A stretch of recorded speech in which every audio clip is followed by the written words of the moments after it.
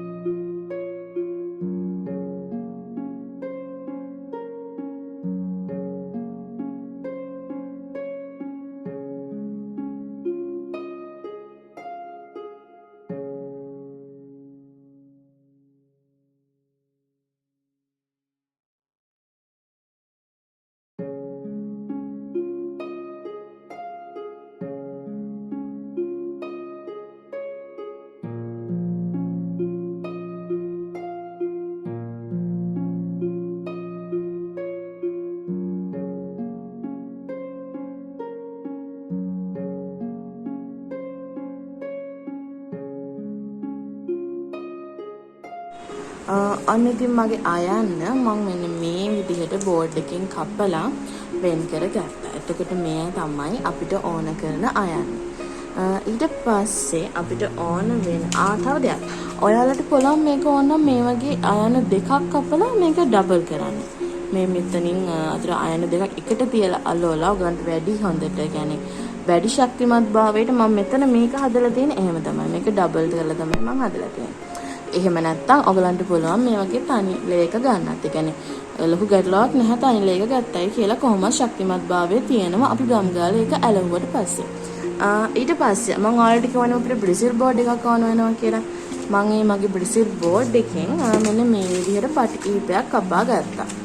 මේ බ්‍රිසිල් බෝඩ් එකෙන් මම කපපු පටි. එතකොට මෙන්න මේ පටියේ පළල අඟල් 1/4. ඒතර මේ අඟල් 1/4 පටි කීපයක් මම කපා ගත්තා.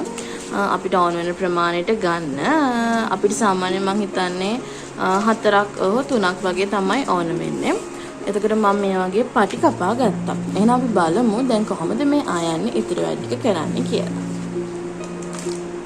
හරි. එහෙනම් අපි දැන් මේ පටි ටික මේ අයන්නට අලව ගමු. මුලින්ම අපි මේ වගේ අපේ ගම් එක අරගෙන මේ විදිහට ගම් ගා ගන්න ඕනේ.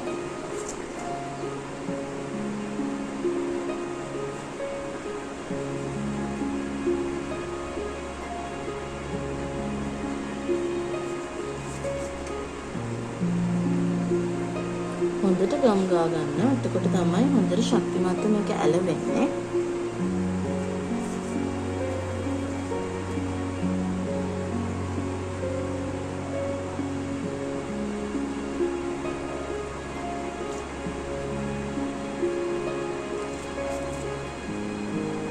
ඊට පස්සේ ගම් ගාගත්තට පස්සේ අපේ මෙන්න මේ බෝඩ් එක අපේ මේ බ්‍රිසිල් බෝඩ් එකෙන් කපාගත්ත පට්ටිය අරගෙන මෙන්න මේ විදිහට මේකෙ මෙහෙම අයිනෙම්ම තියලා මෙන්න මේ විදිහට අලවගෙන යන්න ඕනේ.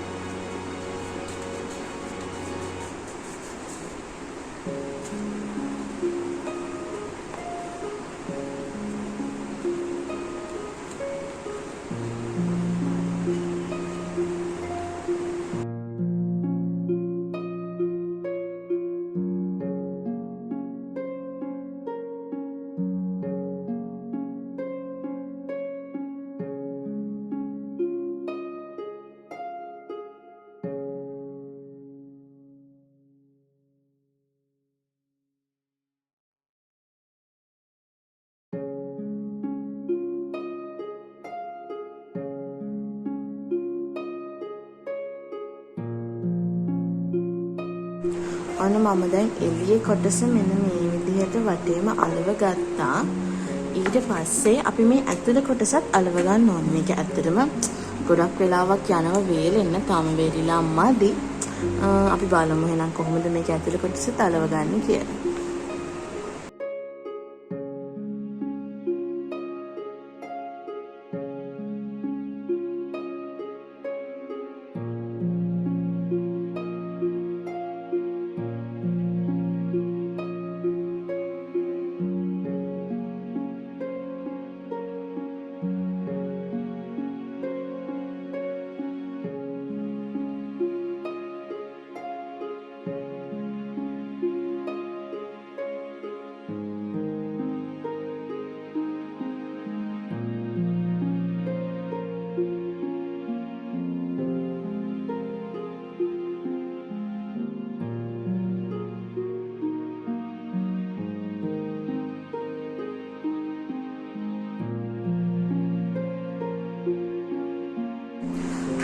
ඔන්න අපේ අයන්න මම සම්පූර්ණයෙන්ම අලවගෙන ඉවරයි.